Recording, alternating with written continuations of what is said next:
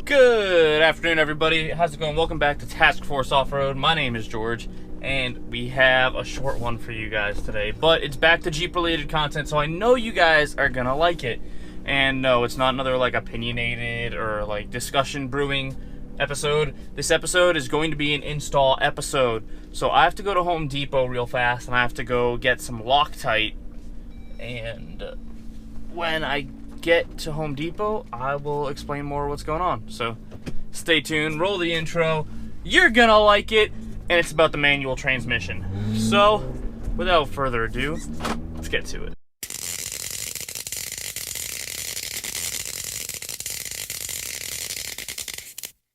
Okay guys, checking in here. I'm editing a video. This has turned out really long for something that should have been super short, so I just want to explain to you it's for some reason it's a long one, and that's mostly because I don't like sugarcoating things, and as a channel I kind of don't want to hide anything that happens. So if I have issues, I want you guys to be able to see those issues. So that's why this video is as long as it is. So I hope you watch the whole thing, and I hope you decide if you want the product or not. Enjoy it, guys. Stay tuned. Okay guys, I meant to touch base with you at Home Depot, but that didn't totally not end up happening. So, but the part is, the B&M Precision Sport Shifter for the Jeep JL with a manual transmission. So this thing's gonna be super easy to install. It's only a couple hand tools that you needed. Nothing crazy at all. So this is what it's gonna look like, guys. It's a short throw shifter, so it's going to reduce the throws by about 18%, which is more than you think, believe it or not. Alright, so first thing we're going to need is some blue painter's tape.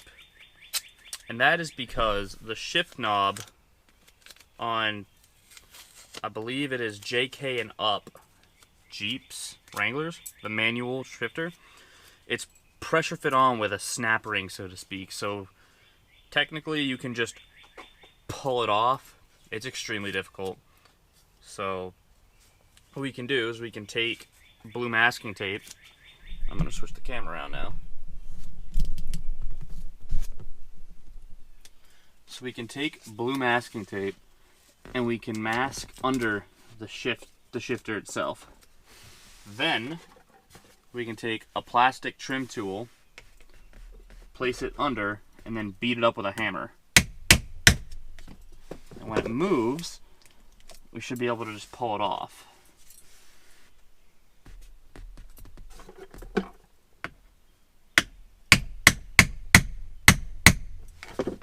Try that.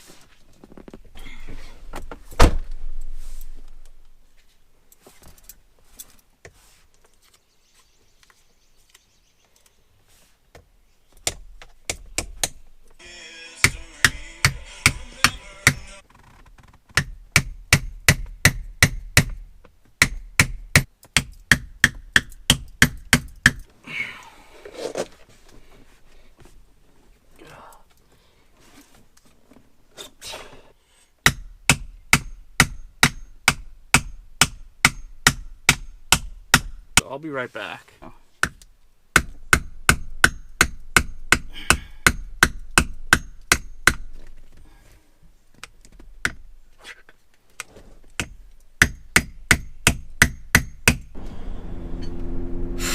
Alright, so literally like 2 hours into attempting to take off this freaking shift knob, and I'm now going to Advanced Auto Parts to rent a slide hammer to see if that will take it off.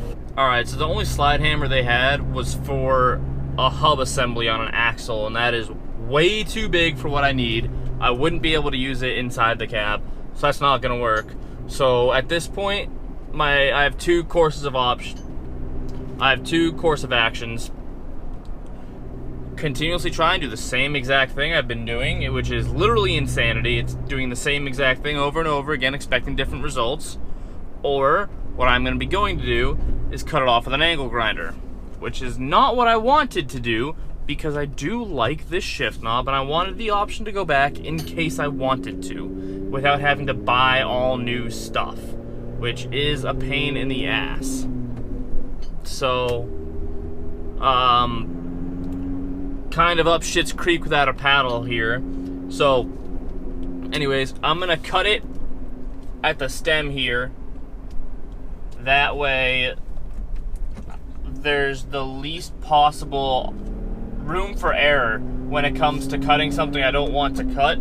I'm gonna have to tarp everything off in here just to make sure sparks don't do anything stupid, mar up the interior, and you know, just make a general mess. But other than that, this isn't what I want to do. I don't suggest doing this. Try doing it the right way first. Hopefully your shift knob comes off. I honestly just think I've driven maybe too long, got some dust and crap up there. It's just allegedly they're supposed to be able to come off by hand for most of them, allegedly. But I will link the Mopar picture somewhere in here so you guys can see how they tell you to remove it. Other than that, I mean, this is what I gotta do, so make do with what you got.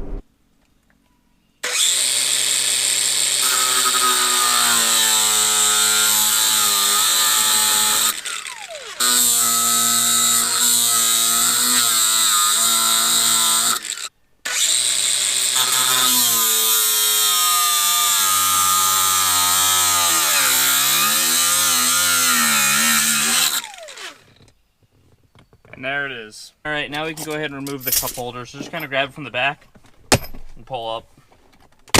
It's just clips.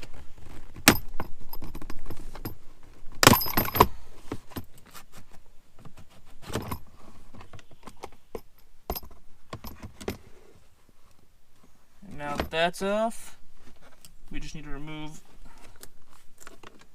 the wiring harness for the light and the cup holder.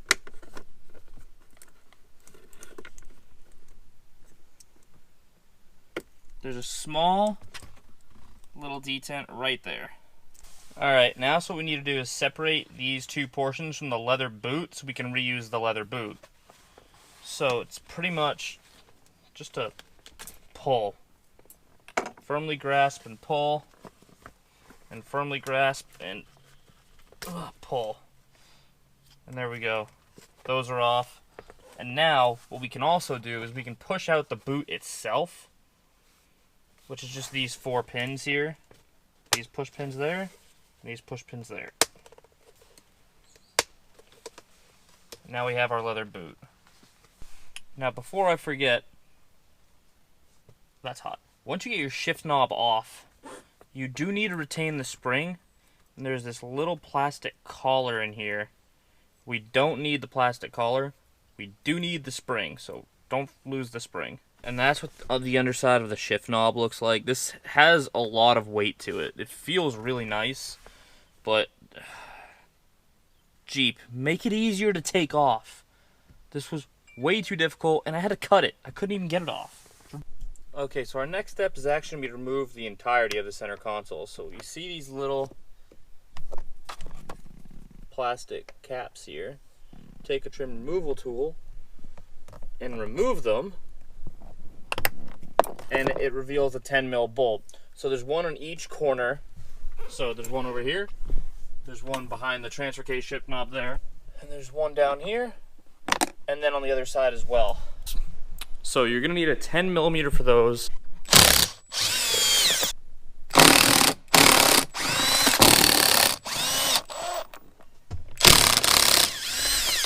So what you want to do is lift the center console from the back first, and then the front to pop those clips out, and then you can actually see one of the 2 shift linkages here. So we want to just come out and pop this guy off like that, and then there's the center one. Okay, so the center one, which has a little metal clip, try and get you guys a close-up. Okay, I don't know if you can see that, but that center one has a shiny metal clip. We need to take that metal clip off, and then we can push it down. I really hope you guys can hear that. Okay, so on those 2 shift cables, one of them just pops directly out. The other one has this kind of like a hose clampy style metal clip on it, and you'll see it when you're going at it. It's really, really weird, but you have to separate the 2. It's like a V that's wedging them together. so you have to separate them on the two ends. It's kind of a pain in the butt, but you can totally do it. So one goes towards the transfer case shift knob, one goes towards yourself. Split them apart, and then it just drops right down. Okay, our next step is to remove this reverse lockout box. Oh, these are tight.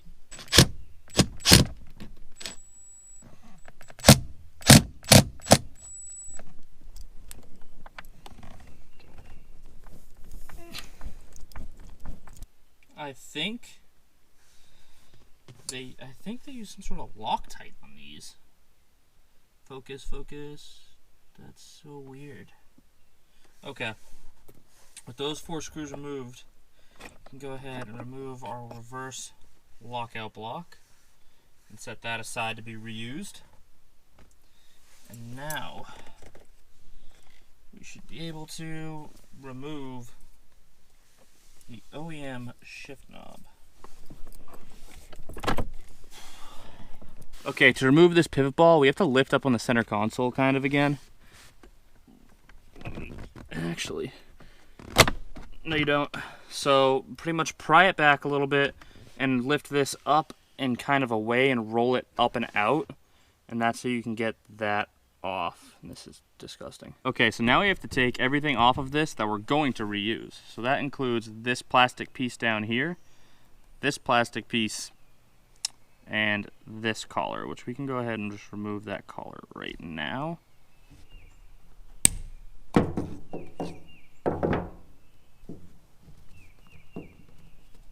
There we go.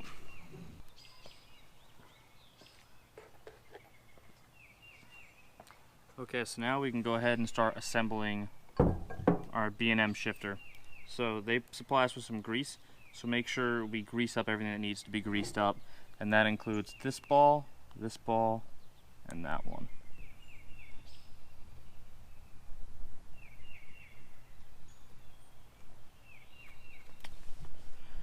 But of course, there's no hole in that. We can go ahead and reattach this first. So obviously that hole goes towards the hole. Slide that guy on. Slide that into place. Wipe your hand of grease off. And now this guy. Suggest using like a table or something. Push this guy down onto. Boom, that guy goes back in. So now we take our lockout collar, slide her down, line those holes up, and now you want to put the set screw from the passenger side to the driver's side.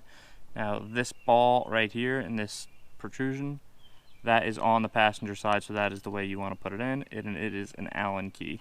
Okay, so this portion is actually better done when putting this back into the vehicle. I found out after the fact, when this set screw goes in, it's actually supposed to hold the lockout collar on the shift stick itself in a higher position. That way you don't have to move the reverse lockout when you're shifting up and left as far. So I installed this incorrectly the first time I did it and had to go back and then refix it once I figured out what I did wrong. This can now go over that, just like so. So our next step is to start assembling our shift boot. So we can go ahead and turn this guy inside out. You can see there's a little notch there.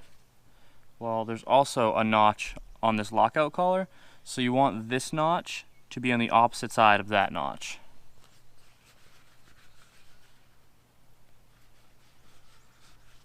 Just like that.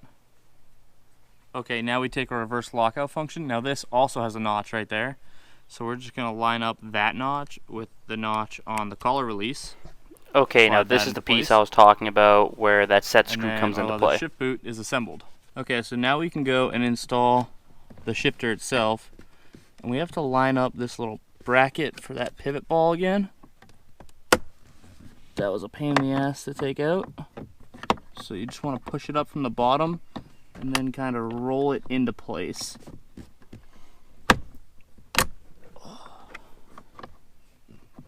Then you're good there. Now just connect those 2 shift cables. Okay, now connect the 2 shift cables on the bottom.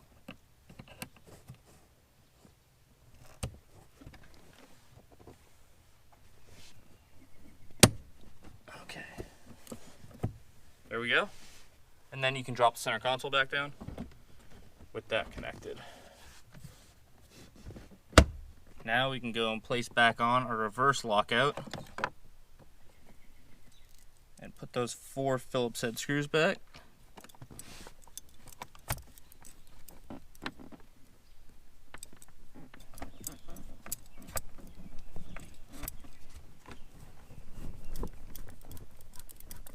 Alright, now we can go ahead and plug back in our cup holder and then reinstall that.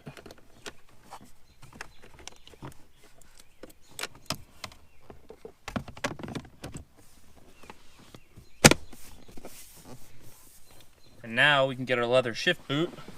Okay, now we can place our leather shift boot over our shift knob, or our shifter. There's a semicircle on the other side of the plastic shift lockout that you cannot see from this angle. And just that set screw needs to protrude out a hair of that knob and catch that to lock it in a higher position, and that is the issue I'm having here that you will see in the next clip. Alright, so now we can take our O-ring and just push it down as far as she goes. You might need a little screwdriver to help you out with this. Once you have your O-ring down, you put the spring on, and then this little spring detent. And you just want to thread this guy on hand tight. Okay, this is actually a jam nut to hold the spring in place and then to set your shift knob so it's in the proper space. Alright, once that's on hand tight, just make sure you can go into reverse. And then that it just slides back out after. And once you ensure that you can go in reverse, we can now go and install our shift knob.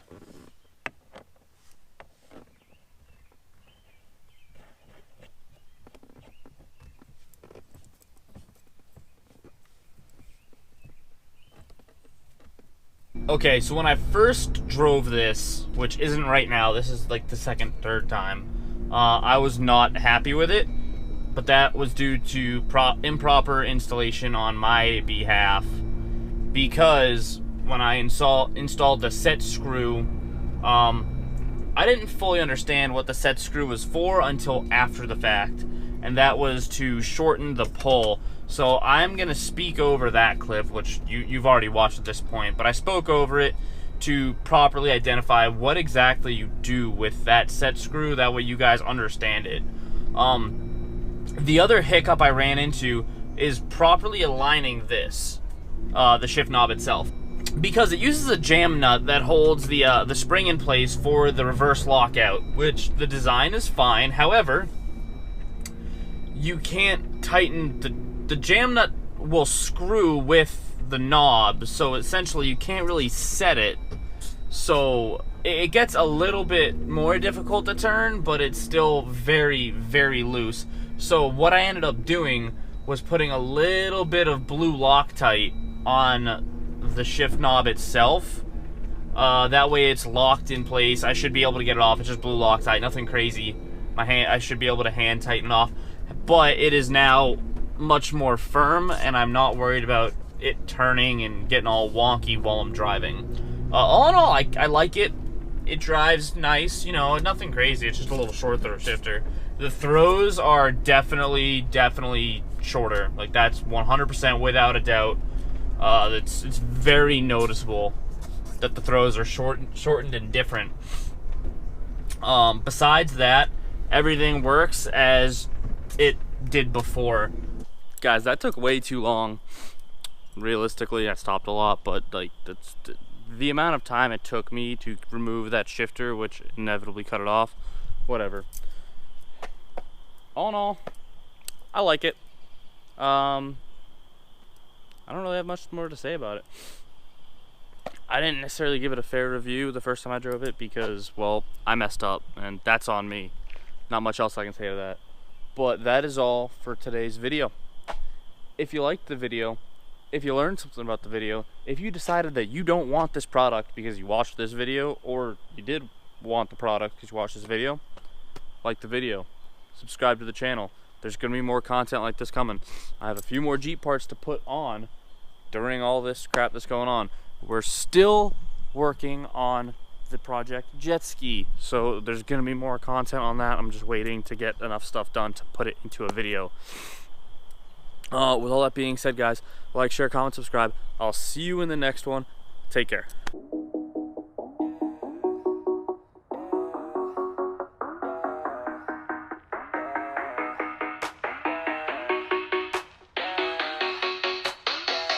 Yeah, it's that first day of first grade. That cute girl, your third date. That backpack, that snapback you've had since the third grade. The first time you got laid, the worst time you got played. It hurt, but you're okay.